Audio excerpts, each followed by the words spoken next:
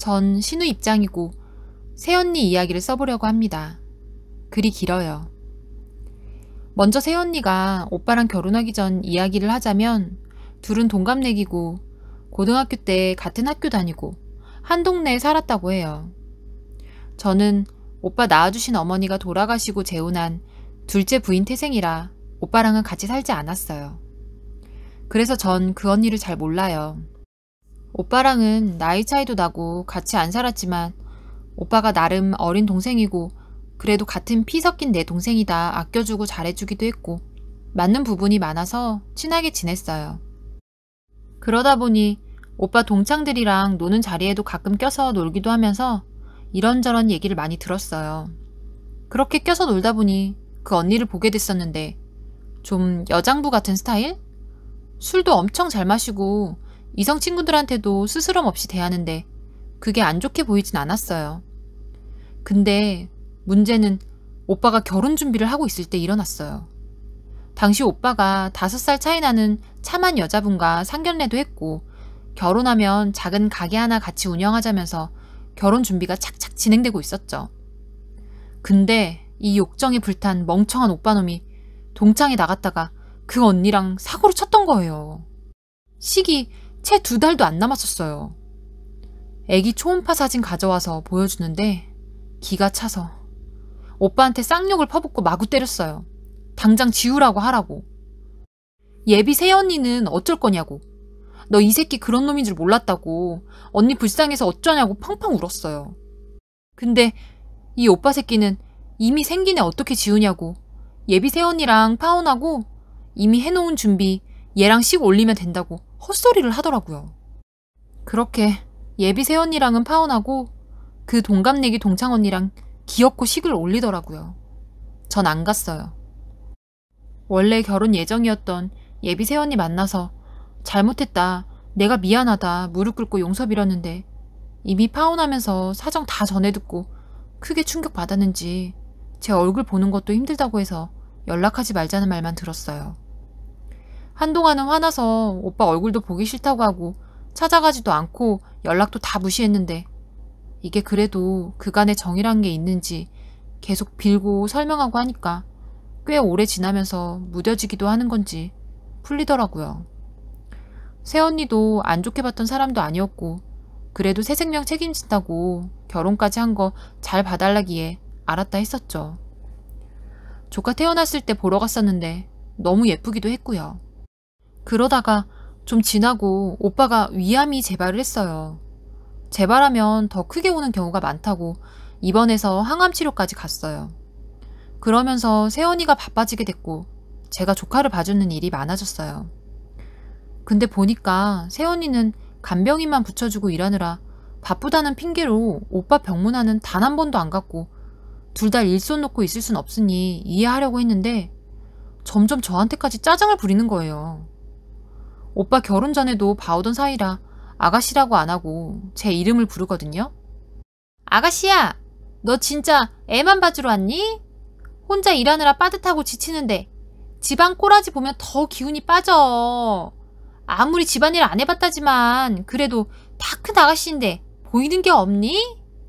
이런 잡다한 짜증을 자주 내더라고요. 애 한창 뿔뿔거릴 시기에 갑자기 맞게 됐는데 제가 그럴 정신이 있을까요? 키워본 것도 아니고 제가 그냥 새언니 일할 시간이랑 제 근무 시간이랑 달라서 자는 시간 줄여가며 힘들겠다 싶어서 애 봐준 건데 애 키우는 집에 밀대 하나 없었어요. 청소하려면 그럼 청소기 돌린단 건데 제가 아무리 애 안 키워봤어도 들은 게 많아서 짬나는 시간은 애 잘 때뿐이다. 청소기 돌리면 애 깨서 청소 못한다 정도는 알아요. 그럼 잠도 못 자고 애 보면서 청소기 돌리고 손걸레질 하란 거예요? 저 돈 한 푼 받은 적도 없어요. 전 경기도, 오빠네는 서울이라 차비도 만만치 않은데 차비 한 번 단락한 적 없고요. 허리 디스크가 있어서 내려놓기만 하면 우는 조카 때문에 종일 안고 있는 것만 해도 허리가 끊어질 것 같아요.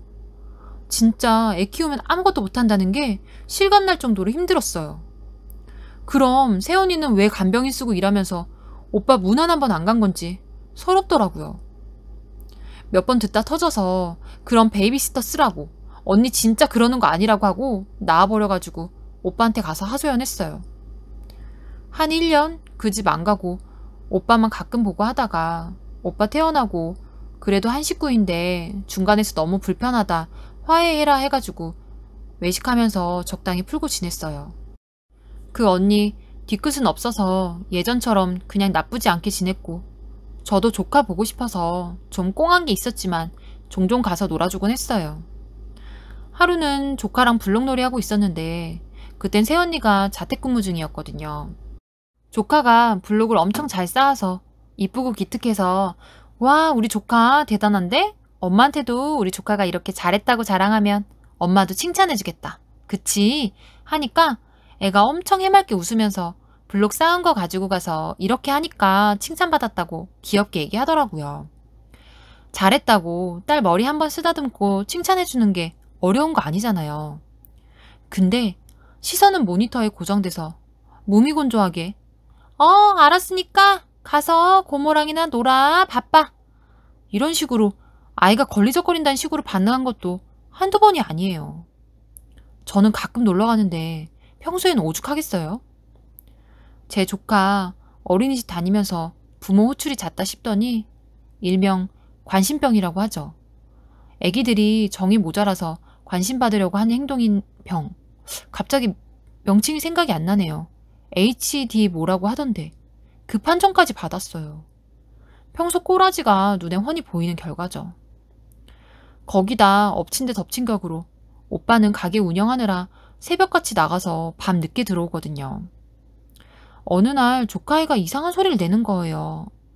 끙끙 앓는 듯한? 몸을 베베 꼬면서 그러더라고요. 증상 중에 하나인가 싶어서 왜 그러냐고 물어보니까 엄마가 이따만큼 키 큰 아저씨랑 방에 들어갔는데 이런 소리가 났어 하면서 또 끙끙 하는 거예요. 오빠가 이상하게 생각해서 추궁하고 알아보고 했더니 알고 보니까 애까지 있는 집에 불륜남 끌어들여서 그 집까지 한 거예요. 오빠도 더 이상 못 참겠었는지 이혼하자고 하더라고요. 중간에 둘째가 생겼는데 오빠가 자기 애인지 확인이 안 선대요. 첫째까지 의심하고 있는 중이에요. 제가 그것 보라고 원래 결혼하려 했던 그 언니 버리고 선택한 꼬라지가 겨우 이거냐고 잔소리했는데 하나도 안 들리는 것 같았어요. 양육권은 포기한다고 하고 이때도 포기한다고 하면서 했던 말이 인생의 걸림돌들이나 가져라 이딴 거였어요.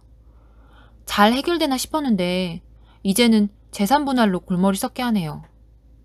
오빠가 암이 생길 정도로 악착같이 일하고 벌어서 집, 가게 다 오빠 명의로 있고 차도 막 고급 외제차는 아니지만 세단 한 대 가지고 있어요.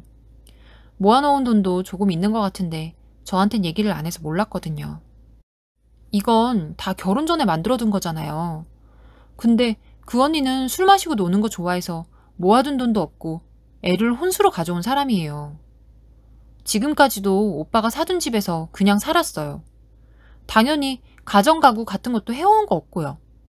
아버지는 해외에서 연 끊고 산 지 오래돼서 시댁에 해드릴 거 같은 거 없었고 저나 제 언니도 받은 거 하나도 없어요.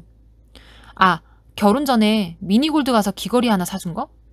그리고 오빠가 연애를 막 해본 적이 없어서 여자 모른다고 자주 물어봐서 알고 있었던 건데 심심하면 본인 분수에 맞지도 않은 명품을 자주 졸라댔더라고요.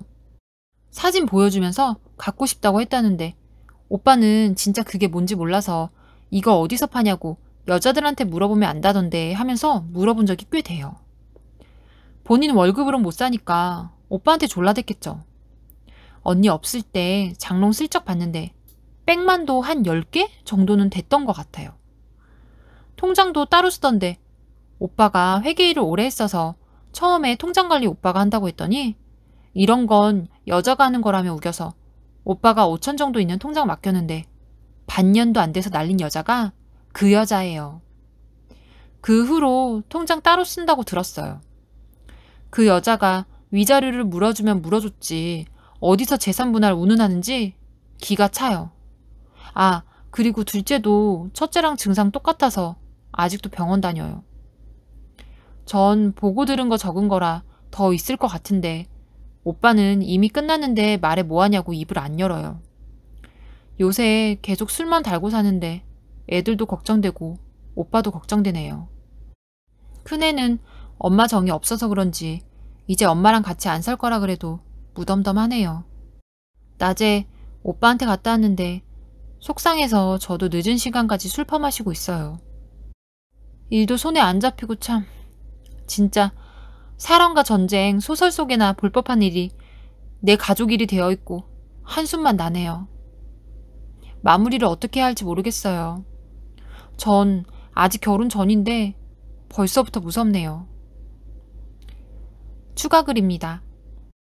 조회수가 여기 원래 이렇게 많나요? 술 먹다 글 쓰는 바람에 피곤하고 치기 올라서 글을 급하게 끊었는데 추가 글 안 쓰려다가 써요. 오빠, 병신 맞아요. 저도 병신이라고 생각해요. 욕먹어도 싼 놈이에요. 많이 많이 욕해주세요. 인과응보 맞다고 생각합니다. 여기 써주신 욕들 찰지게 쌍시옷 섞어서 읊어줄 예정입니다. 처음에 오빠가 사고 쳤다고 했을 때 빡쳐서 욕하고 때리고 난리친 다음에 들었는데 관계를 했는지 안 했는지도 모르더군요. 오빠가 말술인데 그날 이상하게 취해서 필름이 끊겼다가 깨어보니 다 벗고 모텔 방에 그 여자랑 누워있더랍니다. 의심이 갈만하죠? 첫째랑 둘째 나이차가 5살 차이예요. 본문에 쓴 키 큰 아저씨 데려왔다는 시기가 첫째 4살 무렵이고요. 둘째도 당연히 의심스럽죠.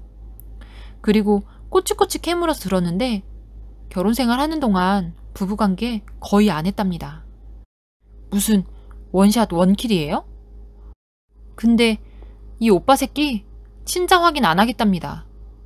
어차피 그 여자는 애 데려갈 생각도 없는데 괜히 그런 거 했다가 본인 마음 흔들리면 어쩌냐고, 애들 보기 싫어지면 어쩌냐고 합니다. 오빠 새끼도 지 자식 아니다 쪽에 많이 기운 것 같아요. 애들도 거의 저나 오빠나 돌봤지. 그 여자는 애 뱃속에 품고 있었던 거 말곤 하나도 도와준 거 없어요. 급 생각났는데 둘째 이유식 할 때 그 여자한테 이유식 좀 해달라니까 냉장고에 해놓은 거 없냐고 만들 줄 모른다고 했었네요. 미친. 큰애는 그래도 오빠랑 제가 눈이 아버지 닮았나? 똑같이 생겼는데 큰애 손잡고 나가면 제 딸인 줄 압니다.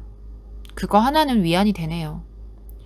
지가 이리 만든 거 지가 알아서 하게 평생 후회하게 냅두렵니다. 욕 많이 해주세요.